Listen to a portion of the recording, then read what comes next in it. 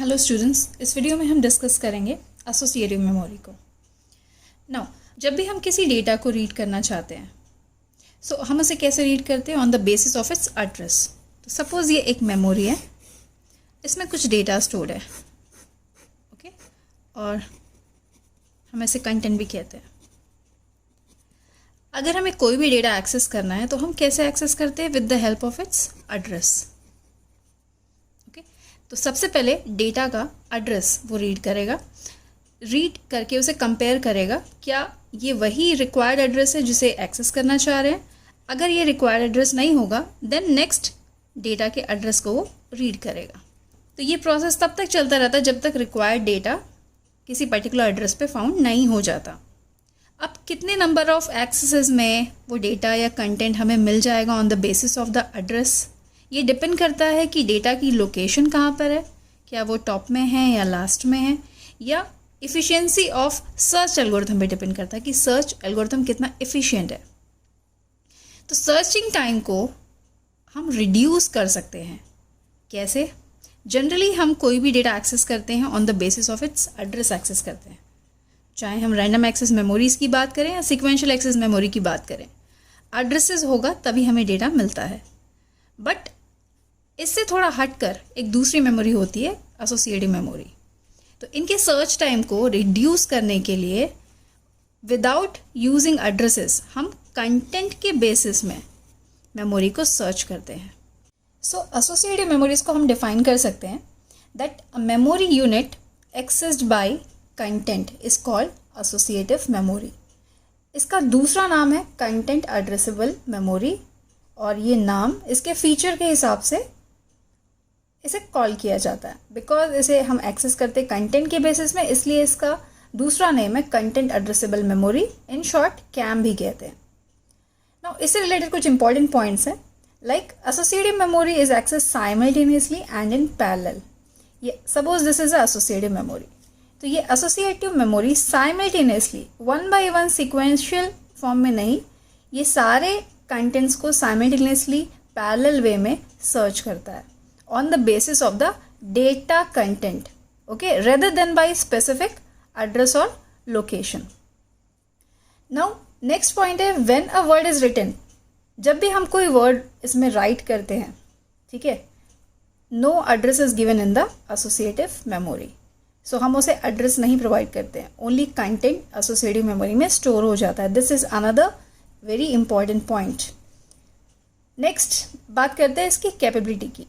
तो this memory is capable of finding an empty unused location to store the word. अगर कोई word इसमें right करना है इतनी कैपेबिलिटी इसमें होती है कि अगर कोई भी एम्प्टी लोकेशन होता है तो इमीडिएटली उसे वो फाइंड कर लेता है और जो भी वर्ड राइट करना होता है उस लोकेशन पे वो राइट कर देता है।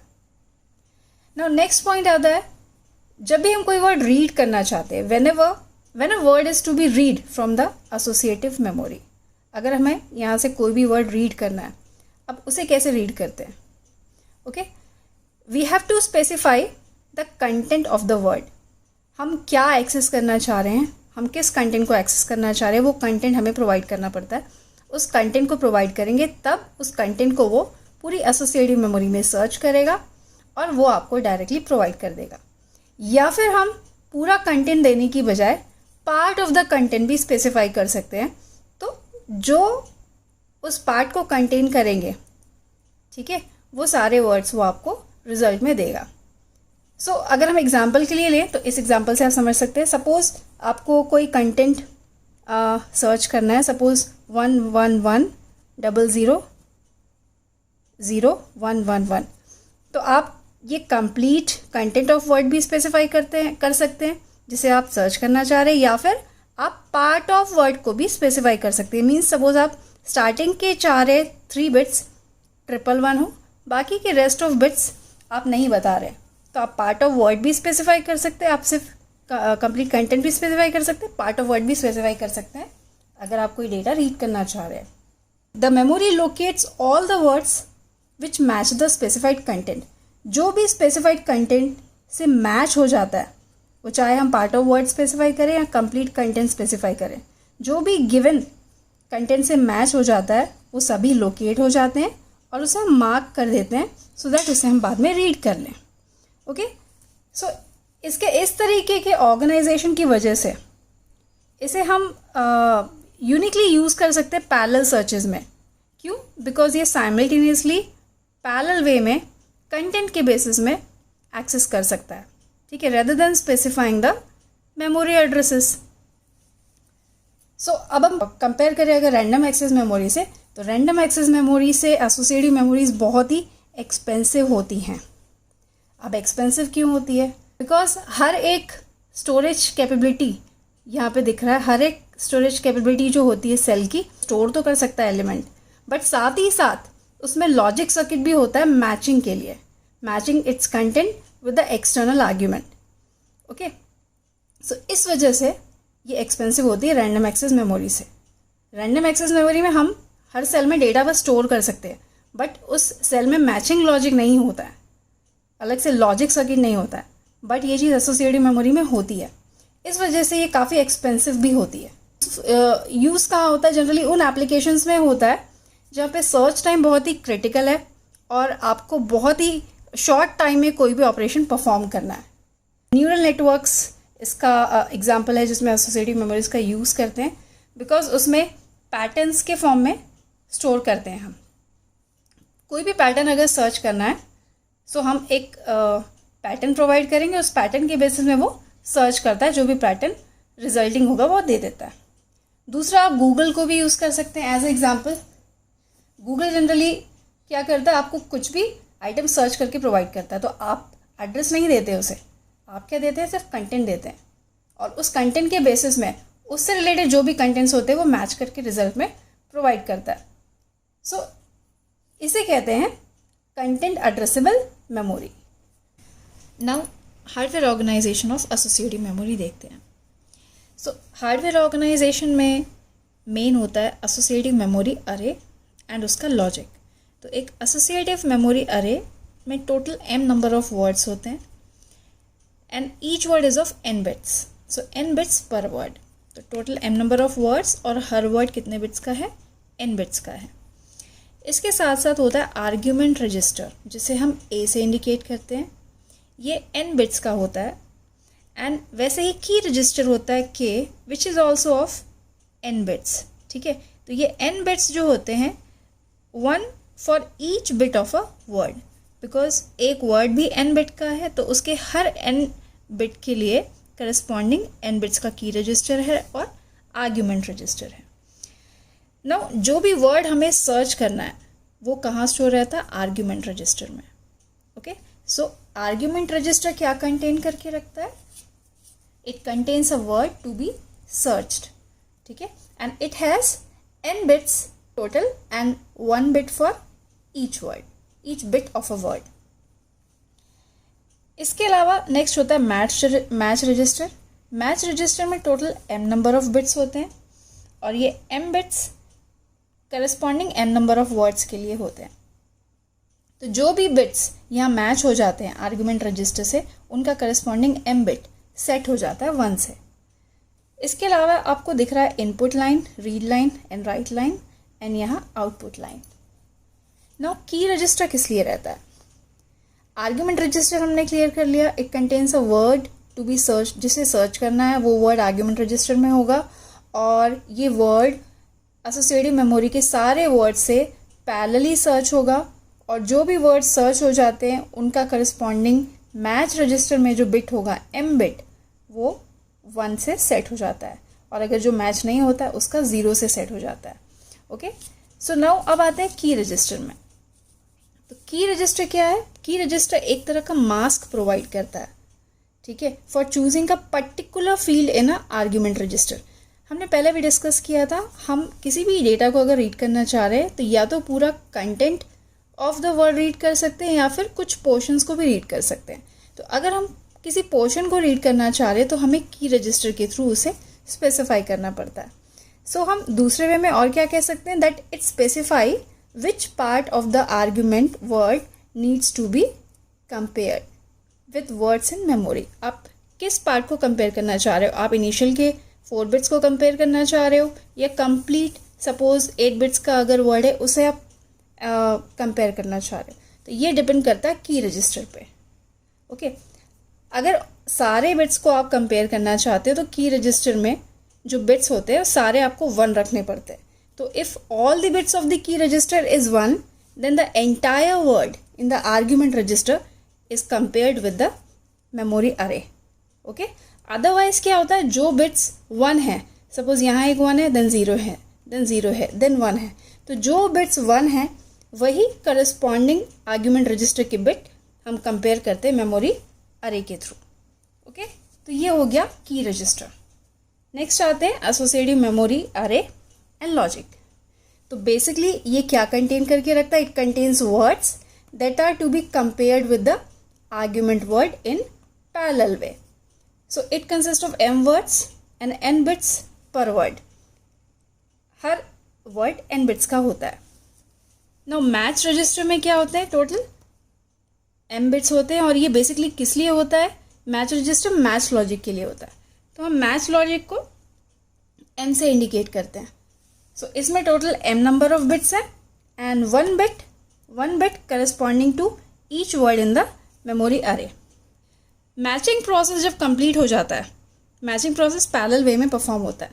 जब मैचिंग प्रोसेस कंप्लीट हो जाता है तो उनके करस्पॉन्डिंग m बिट्स जो हैं, ठीक है, मैचिंग वर्ड्स के corresponding m bits match register में 1 से सेट हो जाते हैं, और बाकी जो मैच नहीं होते हैं उनके 0 से सेट रहते हैं। अब एक बार पता चल गया कि कौन कौन से वर्ड्स मैच हो गए हैं आर्ग्यूमेंट रजिस्टर से, नाउ नेक्स्ट काम होता है रीडिंग का, उन वर्ड्स को रीड करने का। अब रीडिंग प्रोसेस जो होता है मेमोरी से वो सीक्वेंशियल मैनर में होता है। ओके, सर्चिंग पैरेलल मैनर में होती है, बट रीडिंग एक बार मैच होने के बाद कौन कौन से मैच हो गए आर्ग्यूमेंट रजिस्टर से, उसके बाद उनका जो रीडिंग होता है वो सीक्वेंशियल मैनर में होता है। तो ये बात बहुत ही ध्यान देने वाली है। नाउ इस हार्डवेयर ऑर्गेनाइजेशन को एक एग्जांपल से समझते हैं।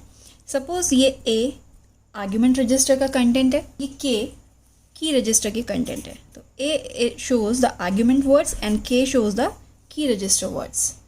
सपोज हमारे पास कुछ सैम्पल्स हैं वर्ड्स के, 5 वर्ड्स हमने लिया हुआ है एग्जाम्पल के लिए। अब ये हमारा आर्ग्यूमेंट वर्ड है जिसे हम चाह रहे हैं इस टोटल नंबर ऑफ वर्ड्स में सर्च करना। ठीक है, की रजिस्टर क्या करता है, एक मास्क प्रोवाइड करता है। मींस हम इसके थ्रू स्पेसिफाई कर सकते हैं कि हम कैसे किसी पर्टिकुलर पार्ट को सिर्फ सर्च करें, बाकी को छोड़ दें। तो हमने क्या किया हुआ है, ये लास्ट के जो 6 बिट्स हैं उसे मास्क कर दिया है। मींस हम नहीं चाहते कि ये बिट्स को हम कंपेयर करें। हम किसे कंपेयर करना चाहते हैं, सिर्फ स्टार्टिंग के 3 बिट्स को कंपेयर करना चाह रहे हैं। तो ये अनमास्क बिट्स हैं और ये बाकी जो बचे हुए हैं ये कौन से बिट्स हैं, मास्क्ड बिट्स हैं। तो these are masked and these are unmasked. Okay, so अब हमें कंपेयर करना इन सारे वर्ड्स में। सो स्टार्टिंग का जिनका 111 है की रजिस्टर में, सिर्फ उसी के करस्पॉन्डिंग 3 बिट्स जो आर्ग्यूमेंट रजिस्टर के 101 हम उसे कंपेयर करेंगे। तो जिनके इनिशियल के 3 बिट्स 101 है मींस वो मैच हो जाएंगे, जिनके इनिशियल के 101 नहीं है तो वो मैच नहीं होंगे। सो हम देखते हैं कौन कौन से वर्ड्स में इनिशियल 3 बिट्स 101 है। तो दिस इज़ 100, ये मैच नहीं होगा, और अगर ये मैच नहीं हुआ है मींस उसका करस्पॉन्डिंग जो मैच बिट है वो क्या सेट हो जाएगा, 0। Next word is 101, it means ये मैच हो गया, और रेस्ट ऑफ द बिट से हमें फ़र्क नहीं पड़ेगा बिकॉज हमें स्टार्टिंग के 3 बिट्स ही बस देखने हैं due to the value of ones in the key register. So इसका करस्पॉन्डिंग बिट 1 सेट हो जाएगा बिकॉज ये मैच हो गया। नेक्स्ट अगेन 101 है, this is also matched. Next 110 and 111 है, तो लास्ट के 2 वर्ड्स मैच नहीं होंगे। सो जो M है ये क्या शो कर रहा है, मैच बिट्स को शो कर रहा है, मैचिंग लॉजिक को शो कर रहा है, जिसमें 0 इंडिकेट करते हैं नो मैच के लिए और 1 इंडिकेट करते हैं मैच के लिए। सो इसमें टोटल 2 वर्ड्स हमारे मैच हुए हैं। नाउ हम देखते हैं associative memory of M words and N cells per word. इसका इंटरनली कैसे ये ऑर्गेनाइज होता है। तो बेसिकली एक word n number of cell से मिलके बना होता है। सेल को हम इंडिकेट कर रहे हैं CIJ से। ओके, तो सेल्स इन अरे इज रिप्रेजेंटेड बाय CIJ। जिसमें I इंडिकेट करता है वर्ड नंबर को और J इंडिकेट करता है bit position in the word. Means suppose ये CIJ है, तो CIJ मीन्स ये I क्या इंडिकेट करता है, ये कौन सा वर्ड है, तो this is word number I, that's why CI पहला वाला बिट। और दूसरा J को इंडिकेट कर रहा मीन्स ये कौन से नंबर का, इस वर्ड में कौन से नंबर का बिट है, it is bit number J। Okay, so basically a cell IG is a cell for bit J in word I। Okay, now अब हम देखते हैं, सपोज ये आर्ग्यूमेंट रजिस्टर है और इसमें टोटल A1 से लेके AN बिट्स हैं। वैसे ये की रजिस्टर्स है जिसमें की1 से लेके KN तक बिट्स हैं। सो अगर AJ को हमें कंपेयर करना है, सपोज AJ बिट को कंपेयर करना है, सो ये करस्पॉन्डिंग J बिट के सारे सेल से कंपेयर होगा। कब कंपेयर होगा, जब इसका जो करस्पॉन्डिंग की रजिस्टर का बिट है KJ, अगर ये इक्वल्स टू 1 होगा तभी AJ वाला वर्ड हम सर्च करेंगे ये सारे मेमोरी के वर्ड्स के Jth बिट पे। और अगर ये मैच हो जाता है, जिन जिन वर्ड्स में ये मैच होता है उनके करस्पॉन्डिंग M बिट्स को हम क्या कर देंगे, सेट कर देंगे 1 से, और जो मैच नहीं होते उनको हम 0 से सेट कर देंगे। Now internal organisation of cell CIJ कैसा होता है ये हम देखते हैं। So this is the internal organization of cell IJ. Basically it consists of a flip-flop storage element FIJ. Okay, ये flip-flop storage element दिख रहा है जो कि RS flip-flop से बना हुआ है। Now इसमें circuits होते हैं रीडिंग के लिए, राइटिंग के लिए and the matching of the cells. Now input कब ट्रांसफ़र होता है, input is transferred to the storage cell FIJ. FIJ is a storage cell, ठीक है। इनपुट कब ट्रांसफ़र होता है स्टोरेज सेल में, जब राइट ऑपरेशन परफॉर्म होता है, ठीक है। नाउ जो बिट यहाँ पे स्टोर्ड है उसे हमें रीड कब करना होता है, जब रीड ऑपरेशन परफॉर्म होता है, तब FIG जो स्टोरेज एलिमेंट है इसमें जो भी बिट स्टोर्ड है वो रीड होता है during the read operation. Now match logic में क्या होता है, मैच लॉजिक में जनरली FIJ में जो कंटेंट स्टोर्ड है ये कंपेयर्ड होता है किसके साथ, इसके जो करस्पॉन्डिंग आर्ग्यूमेंट रजिस्टर जिसे हम जिस वर्ड को सर्च करना चाहते हैं वो AJ में होता है। तो इस वर्ड को हम सर्च करते हैं, उसके करस्पॉन्डिंग KJ बिट्स जिसके 1 सेट होते हैं, जो बिट्स अनमार्क्ड होते हैं, उन बिट्स को हम सर्च करते हैं FIJ में मैच लॉजिक के थ्रू, और जो मैच हो जाते हैं उनके MI बिट्स को हम क्या कर देते हैं, सेट कर देते हैं to 1। So the match logic what does it do, match logic compares the content of storage cell with the corresponding unmarked bits of the argument and sets the bit of MI to 1. Okay, so this is the internal organization of cell CIJ, and this is what a associative memory is. Thank you so much.